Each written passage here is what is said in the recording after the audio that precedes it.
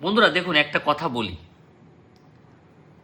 যখন জুতো কেনেন, জুতো যখন ছোট হয়ে যায় তখন আপনারা কি পা কেটে বাদ দিয়ে জুতোটাকে পরেন না নিশ্চয়ই?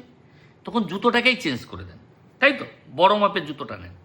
ঠিক আমি সেই রকম বলছি যে রাজ্য মানে এর আগে চোরের সরকার 8,20,000 কোটি টাকা রাজ্যের দিনা রেখে গেছে, ঋণ রেখে গেছে। তাই এই যে অন্নপূর্ণা যোজনা সবাইকে দিতে অসুবিধা হচ্ছে, এটা ঠিক, অস্বীকারের কোনো জায়গা নেই।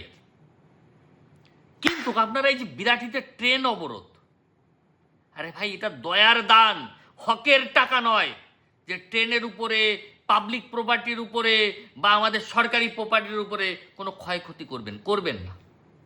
আর আমি সরকারকেও একটা কথা বলতে চাই, দেখুন এরা হচ্ছে মায়ের জাত, অন্নপূর্ণা, লক্ষ্মী, এরা সংসারের অভাবটা বোঝে।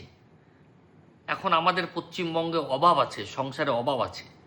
আপনাদের 3,000 টাকা দেওয়ার কোনো দরকারই নেই, মাত্র 1,500 টাকা করে ওই 3,000টাকে ভাগ করে দিন, ভাগ করে 1,500 করে প্রত্যেকের অ্যাকাউন্টে ঢুকিয়ে দিন।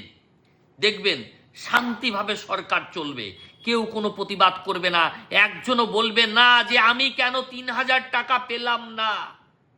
কারণ তারা অন্নপূর্ণা, তারা মায়ের জাত, কখনো এরকম কাজ করবেন না।